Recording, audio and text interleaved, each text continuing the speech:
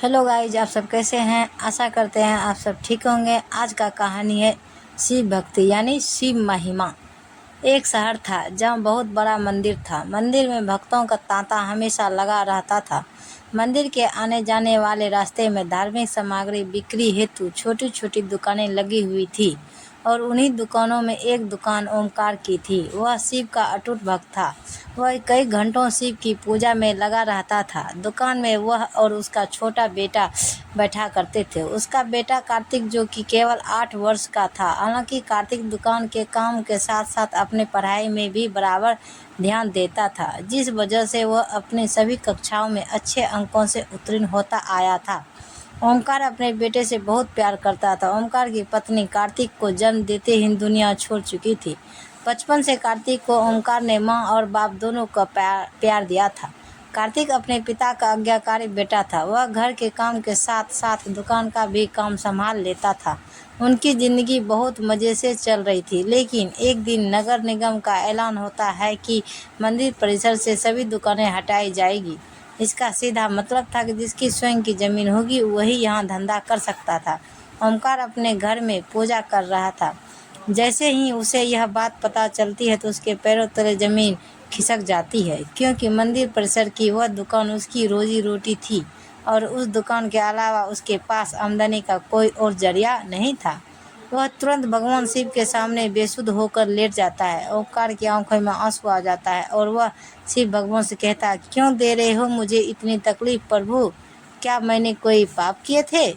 कुछ देर बाद ओमकार शिव भगवान के सामने हाथ जोड़कर खड़ा होता है और अपनी दुकान की तरफ भागता है। सभी दुकानदार को दुकान से सामान खाली करने के लिए एक दिन का समय दिया जाता है, जिसके लिए लाउड स्पीकर से लगातार सारे मंदिर परिसर में सरकारी ऐलान होता रहता है। सरकार के इस फैसले का सभी विरोध कर रहे होते हैं, लेकिन मंदिर में भक्तों की संख्या बढ़ने की वजह से रोड का चौड़ीकरण करना अनिवार्य था। हालांकि प्रशासन ने मंदिर से थोड़ा दूर एक सरकारी जमीन में दुकानें बनाने की इजाज़त दे दी थी, लेकिन उन जमीनों को लीज पर दिया जाना था और लीज की रकम लगभग जमीन की कीमत के बराबर ही पहुंच रही थी, जो कि ओमकार की पहुंच से बाहर थी। ओमकार दुकान के अलावा कुछ और काम नहीं कर सकता था, इसलिए वह लीज पर जमीन लेने के लिए आवेदन भर देता है और 2 ही दिनों के अंदर उसे 35% राशि जमा करवाने का नोटिस मिलता है। उसने कई सालों से दुकान से पैसे कमा कर जोड़े थे, इसलिए उसके पास लगभग आधी राशि तो उपलब्ध थी। इसलिए वह 2 दिन के अंदर 35% रकम जमा करवा देता है और बाकी का बचा हुआ 15 दिनों के अंदर जमा करवाने का समय दिया जाता है। ओमकार अपने बेटे से कहता है कि बेटा, हमें ये ज़मीन कुछ भी करके लेना होगा। मेरे पास आधे ही पैसे हो पा रहे हैं, बाकी पैसों के लिए हम बैंक से लोन ले लेते हैं। कार्तिक उम्र में छोटा जरूर था, लेकिन वह बहुत समझदार था। वह अपने पिता के बात से सहमत हो जाता है। ओमकार अपने बेटे को लेकर बैंक पहुंच जाता है और प्रबंधक के पास जाकर लोन के लिए आवेदन देता है। बैंक प्रबंधक उससे कहते हैं कि हम आपको बैंक लोन तभी दे सकते हैं जब कोई ऐसा व्यक्ति आपकी गारंटी दे जिसका खाता हमारे बैंक में हो। ओमकार इस बैंक से संबंधित किसी व्यक्ति को नहीं जानता था।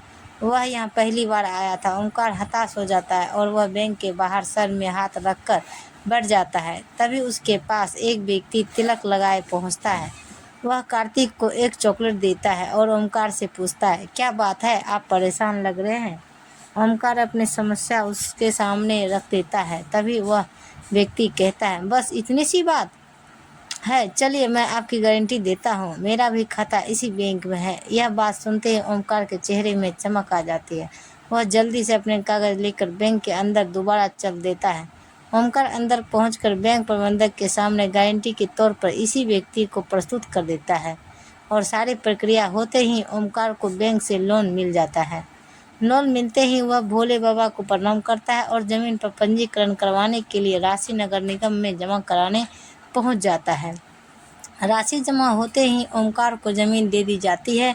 2 दिनों के अंदर ओमकार लकड़ी की दुकान बनवा लेता है। ओमकार दुकान के अंदर सबसे पहले शिव की मूर्ति स्थापित करता है और उसके बाद अपने धंधे की शुरुआत कर देता है। उसे लोन चुकाने का टेंशन खाया जा रहा था। ओमकार की दुकान सबसे आखिरी में था, इसलिए उसकी दुकान में कम ग्राहक करते थे। वह इतना भी पैसा नहीं कमा पा रहा था कि उसके प्रतिदिन के खर्चे पूरे हो सके। ओमकार परेशान रहने लगा। एक दिन उसकी दुकान में वही व्यक्ति फिर से आते हैं जिन्होंने बैंक में उसे लोन की गारंटी दी थी। उन्हें देखते ही ओमकार अपनी दुकान में बैठने को कहता है और जल्दी से उनके लिए चाय नाश्ते का इंतजाम करता है। और जैसे ही वह व्यक्ति ओमकार से उसकी दुकान के हाल चाल पूछते हैं तो वह अपना दुखड़ा रोने लगता है। वह व्यक्ति शिव की मूर्ति को नीचे रखे देख ओमकार से कहते हैं, तुमने शिव भगवान को ऐसे क्यों स्थापित किया है? उनके लिए छोटा सा मंदिर बना लो, तुम्हारा कल्याण हो जाएगा। और इतना कहकर वह वहाँ से चले जाते हैं। ओमकार उस व्यक्ति के जाते हैं अपने काम में लग जाता है। 1-2 महीने के अंदर ओमकार की हालात बदतर होने लगती है। वह कर्ज में डूबता जा रहा था, लेकिन इसके बावजूद वह शिव की पूजा में उतना ही समय देता था जितना हमेशा देता आया था। एक दिन वह थोड़ा जल्दी दुकान पहुंच जाता है और दुकान की साफ सफाई करने लगता है।